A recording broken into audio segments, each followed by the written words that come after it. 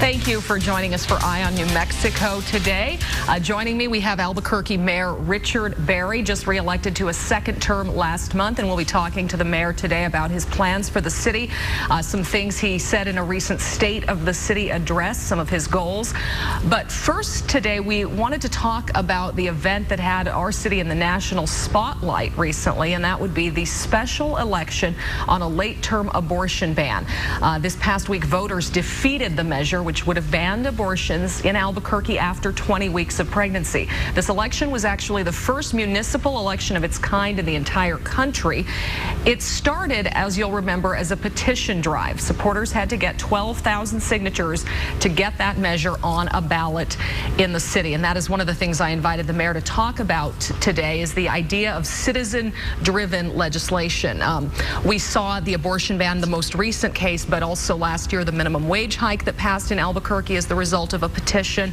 And then earlier this year, some changes were made to elections in Albuquerque because of a petition and a special election that went to the voters. Mr. Mayor, thanks again for coming on and talking about this with us. You bet. These elections can be costly. We saw this most recent election, the city's been saying about $600,000 is what the special election cost. The one before that was a mail-in, so maybe a little bit less. But do we need to do something about all these special elections? Well, I think we have to ask ourselves in the community, as a community, what it is that we want to accomplish and what do we want to do. The city charter is written in a way currently where it lends itself to be an initiative-driven process. It's been written that way for a long time, but most recently, in the past couple of years, we've seen, as you just mentioned, a number of groups come forward with very specific legislation, very special interest-driven type legislation that bypasses the city council for all intents and purposes, completely bypasses the mayor's office, other than, it comes through on its way to the ballot. The minimum wage situation had to go to a judge because the council didn't take action, and the charter dictates so a judge said that the charter says it has to go on the ballot. So basically, it's a California style, if you will, initiative process, and I think that's where I kind of start looking at the issue. It said, the charter says that if you can get approximately 20% of the average vote over the last 4 election cycles, you can get something straight on the ballot without going through the normal process of a representative government. Now, that's about 12,000 signatures. Yeah, pretty low. I mean, considering that sadly voter turnout isn't always that high either. Well, I mean, people have not had too much trouble getting 12,000 signatures certainly to get these on the ballot. Unlike California, it's not allowed to pay for these signatures here. But in California, if you look at since the big referendum initiative movement, so to speak, in California that started in 1978 with Proposition 13, which was kind of the taxpayer revolt on property taxes, that really started the process. And I think they've had almost 600 of these since 1978. Wow. And I think one of theirs, for example, in I think 2010, was to make divorce illegal in California. So all comers get to come to the table with their ideas, and it doesn't have to pass any constitutional muster. If they get the signatures, it's on the ballot.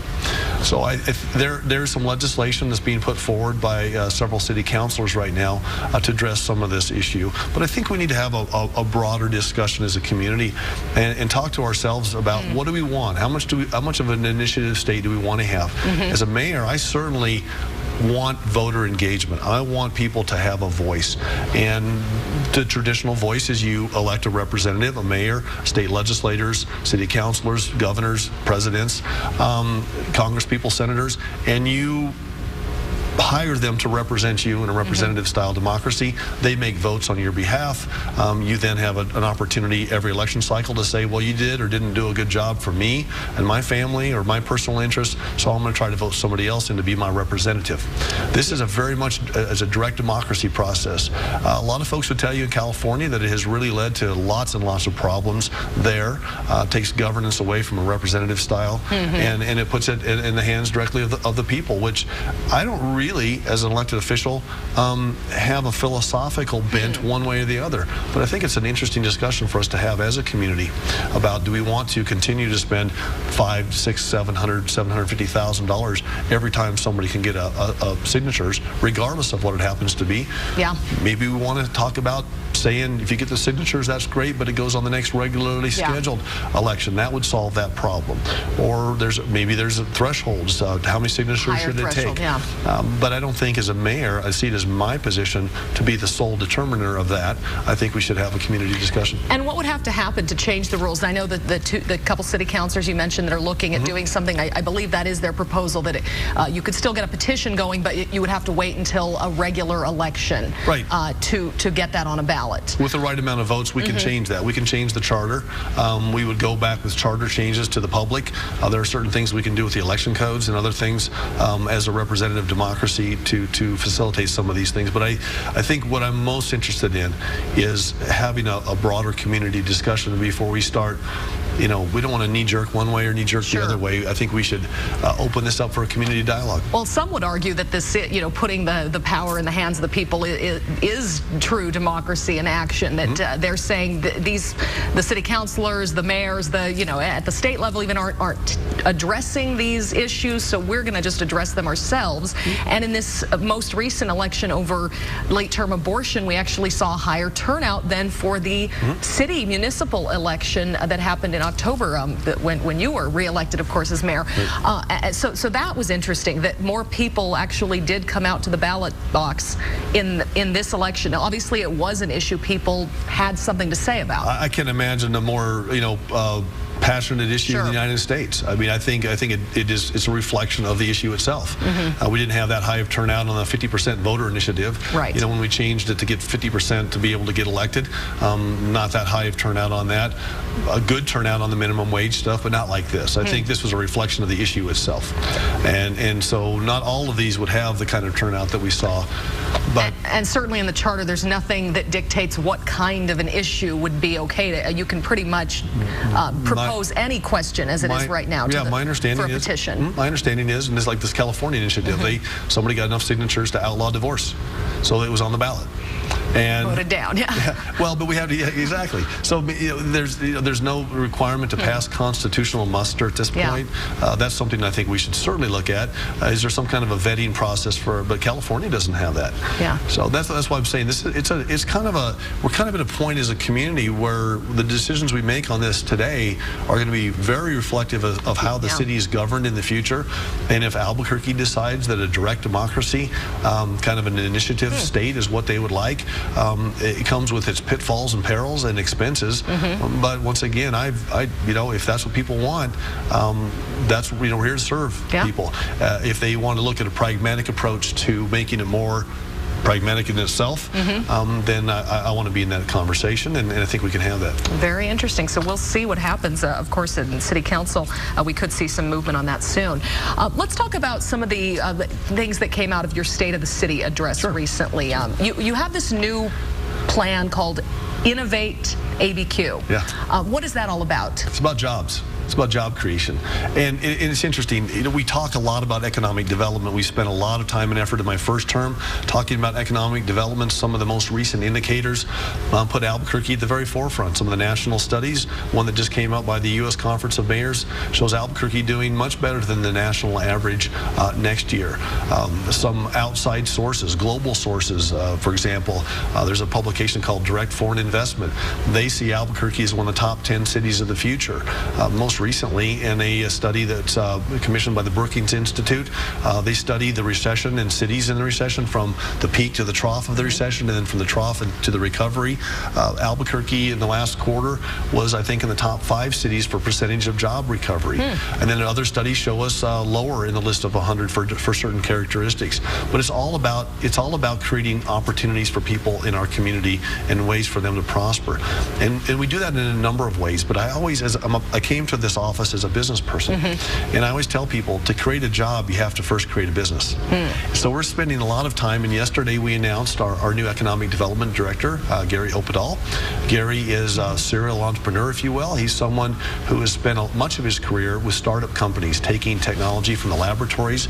He was on the ground floor of MCOR, which was one of our great local success stories from a tech transfer situation. And I pretty much planted the flag in the ground yesterday, and I said I want Albuquerque to be the most entrepreneurial city in America, because we want to diversify our economy. We've got a robust public sector here, Sandia National Labs, AFRL, Kirtland Air Force Base. You look around New Mexico and around Albuquerque, we have this great public sector presence. We want to bolster the private sector, and so Innovate ABQ is all about that. You know, that's interesting, because I know you and I have talked in the past about the kinds of job announcements we get here in Albuquerque, and we do have call centers coming here. We do have some big companies, but I've often wondered, are these the kind of jobs we want here? And it's interesting to hear you say, you want new jobs, new kinds of industry here, new kinds of business. We have to have jobs for everybody, and I think the call centers take a little bit of a bad rap sometimes. If you're a person who's making $12, $13, $14 an hour, and you have an opportunity with whether it's call centers traditionally, people think of pick up the phone and take an order for Victoria's Secret was here, or take an order for a good and service like internet sales, those kinds of things. Canon is coming to Albuquerque. Those are higher paying jobs. You are dealing with people who have bought Canon products, and it's not just home printers.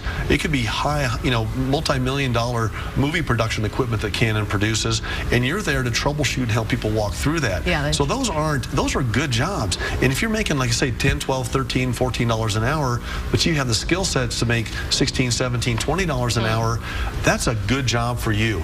And I think we should never forget, we need jobs for the PhDs and the rocket scientists. But we also need jobs for people with high school educations, and we want to, incentivize folks to get higher education, certainly. But the fact that Canon's coming, we're celebrating that. The fact that Lowe's is here, you can, folks out there can say, well, it's a call center. Those are good jobs, and I'll take all those we can get, because we have a large segment of our population for whom which that is a great job. And then we also want startup companies. We want high tech. We want biotech, and this is why Bob Frank at UNM and I have worked so hard to kick off this Innovation Square idea, which is called Innovate ABQ, and I can go into that as much detail as you like. Well, yeah, let's hear a little bit more about that before we have to take a break. What does it take to create sort of that entrepreneurial type of city that other cities are known for? It takes a buzz. It takes a beehive, and the reason we're talking about the First Baptist site at Broadway and Central is because it's close to the university. Research tells us that if you're within 1 mile of a proximity from those who do the research to those who try to commercialize it, for those who can take it to the marketplace, that's what you want. You want thinkers, researchers in touch with entrepreneurs, who are in touch with venture capital people who can get equity into the equation. You want to be near attorneys and intellectual property folks who can help you protect that, CPA firms, and you want all this going on in an environment where there's these naturally occurring collisions between people, where you're bumping, literally bumping into people in the hallway who can help you succeed at what you're trying to do. And that's what Innovate ABQ is all about. It is a built environment. Certainly, it is buildings, it's dormitories, it's workspaces, it's laboratory spaces, it's research spaces, but it's also a place to hear live music and get something to eat. This whole concept of live, work, and play, which is kind of we hear a lot of it over the years, and sometimes it just kind of turns into a cliche, but it really is that. But it has to happen in a tight space and over and over again. Whether it's the Research Triangle in the Carolinas or whether it's Silicon Valley, when you get people in close proximity that have a creative bent, good things are going to happen, and that's what we're trying to do. And that's why we're investing. The taxpayers of Albuquerque said they'll put $2 million into helping purchase the property. The UNM regents are looking at the equation. Terry Laudick and the New Mexico Educators Federal Credit Union just brought $3 million of private money to the equation. We're talking to funders around the country. This is a big deal, and it's a first of its kind in New Mexico, and even though it's not the first of its kind in the country, it's a proven model in the country. Not every place has what we have. They don't have Sandia National Labs. They don't have AFRL, Air Force Research Laboratories, which is a national lab. They don't have Los Alamos up the street. They don't have New Mexico Tech down the way. They don't have a flagship university in their community, maybe. They don't have New Mexico State. So we have this special sauce, if you will, for us, is the fact that we have all of this intellectual capital and technology that's willing to be, that's able to be transferred. And you've got people like Paul Homert at Sandia National Laboratories, Bob Frank at UNM, myself as a mayor, county commissioners, city councilors, the governor, other people that are willing to get on board. The stars are really aligning well for Albuquerque and for New Mexico. More competitive tax environment, of course, thanks to the governor and the legislature last year. I'm fired up. Well, I see a lot of the ingredients on the table here already to make this work. We'll take a quick break, and when we come back, we'll talk about some of the other pieces of that puzzle, including education and what the mayor wants to do about that. Bringing you breaking news is a big part of our job here. Our team knows that fact-checking and reaching key sources is critical. At KOB Eyewitness News 4, it's not breaking news until we know the facts are right. I'm Nicole Brady.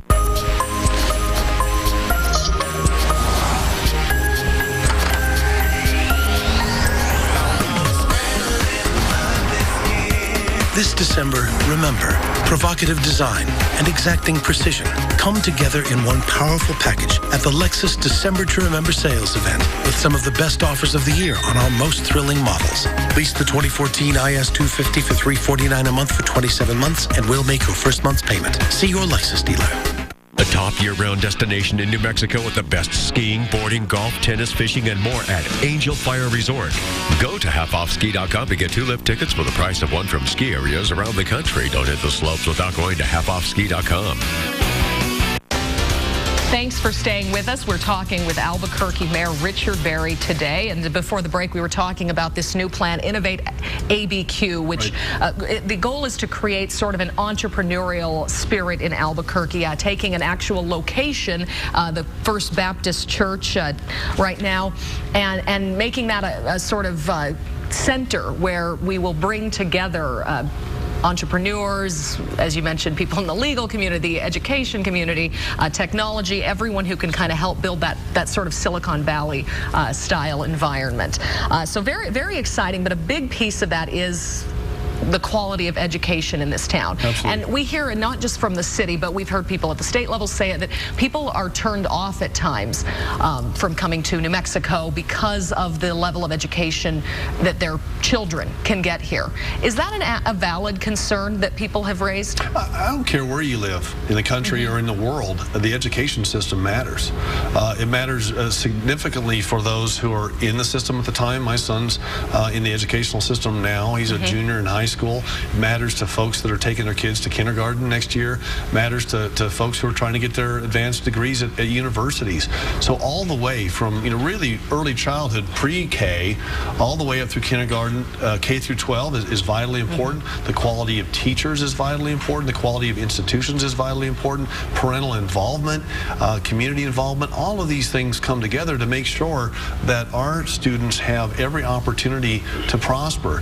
So as a mayor, I do spend a great deal of time working with the educational institutions in our city, even though I don't manage any of them. Right. I meet on a regular basis with Kathy Winograd from CNM. And CNM is one of the truly great two-year institutions in this country. And if folks don't know who Kathy Winograd is, she's a rock star. And they do great work. So we're working with our Running Start for Careers, which is a program that I started as a mayor. And we're bringing industry into the equation. We changed the state law when I was in the legislature to allow industry-taught curriculum in the high schools now. We're one of the few in the country that are doing what we're doing here with Running Start. So we have students in the junior and senior years at APS who are taking film classes, they're taking construction classes, they're working with Presbyterian on medical classes, we're working with institutions like New Mexico Educators Federal Credit Union on financial services. We're going to be talking about energy, which in our state means oil and gas. All of these opportunities for industry to come in into the classroom with a curriculum that they want taught to give these kids a running start on a career in their industry, and they get to customize it for their industry. Well, C&M's a huge part in that because they have the classes either at C&M or at other locations, and Kathy's and her staff have been great about embracing that. Those classes are taught through the APS system. They have to be approved by APS before they're taught. So that's a great program there. We've got Talent ABQ, which is our new skill-up centers. We have 26 skill-up centers around the city of Albuquerque. So your listeners tomorrow, if they wanted to, could walk into one of our local libraries and say, test my skill sets, and we will for free. For free. And then we can try to match their skill sets with the jobs that are available in Albuquerque, and we can find out if you have a weakness. Maybe your weakness is in math, maybe your weakness is in communication skills, maybe it's soft skill weaknesses. We will then, for free, as a city, it's not free, the taxpayers are supporting this, but free to you, we will help you through online curriculum, through the ACT core curriculum, get you skilled up so that you can now walk into a place of business in Albuquerque and say, listen, I've tested myself, I found a weakness, I've fixed that weakness, here's my credentials. Maybe I don't meet all the credentials for your job, but maybe break down those barriers a little bit between employers and those in our city who are underemployed but have great potential, and try to build those connections. And that's happening through Innovate Educate. And I was in Washington, D.C. a couple of weeks ago talking about that program, and we're the first city in the country that's doing it like this as well as Running Start and some other things.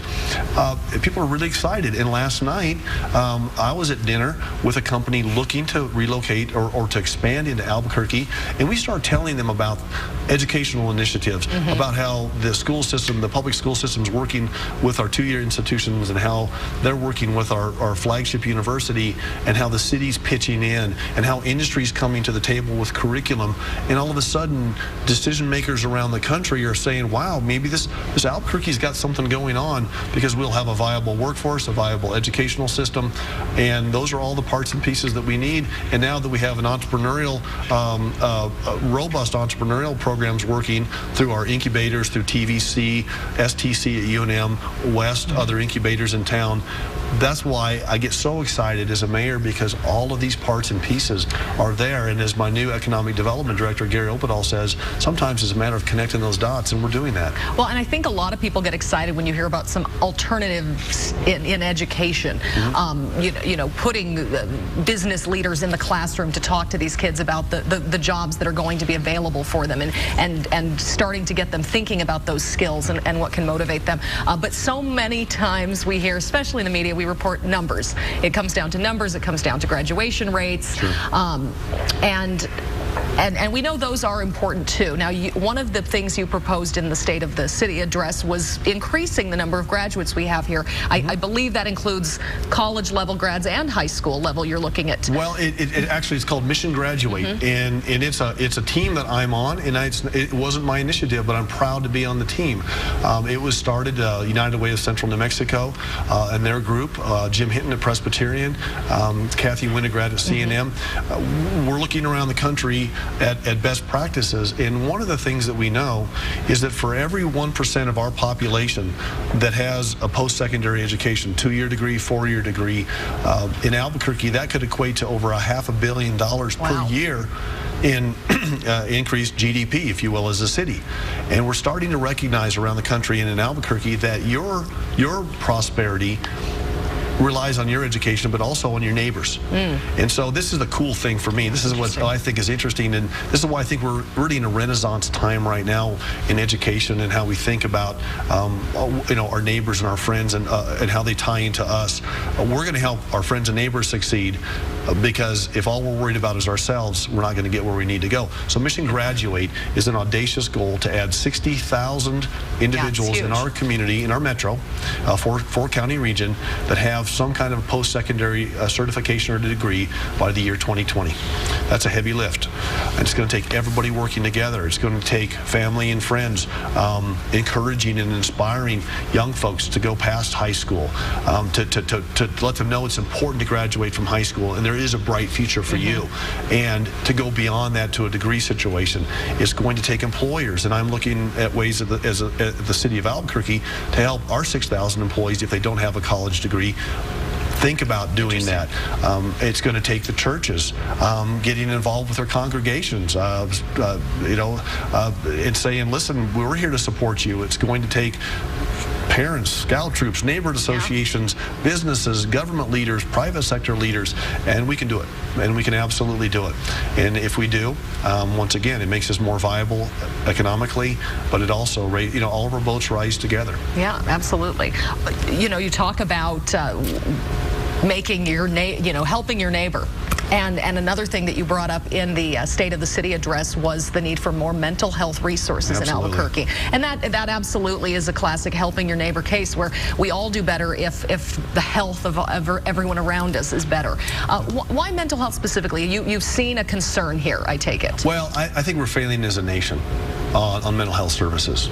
I talk to mayors, and I have many, many friends who are mayors around the country, that when we talk throughout the year and throughout the years now through my first term, and we know that as a country we're not doing enough to provide adequate mental health care services. And so we turn on the news and we see tragedies. And then people start trying to equate mental illness with violence, which it does not. But the violence we see sometimes does include mental illness. And we can talk about all the laws in the world, but if we're not reaching out and providing opportunities for people to get the help that they need when they need it, which many times is in the adolescent years, we're not doing the right thing. I mean, the fact is, in most communities around the country, the largest provider, or one of the largest providers of mental health services, are the jails. And we can do way better. So several months ago, the president asked us to be one of the leading cities, because of some of the work that we had already done in our first term with mental health initiatives, to lead a national discussion with other cities on what mental health looks like on Main Street, how we can do a better job providing services. We had a fantastic event here that we are now just ramping up our second and third phases of that. And what we're going to do, Nicole, is we're trying to come up, all of this comes down to trying to build a roadmap. Where do we have services that are lacking?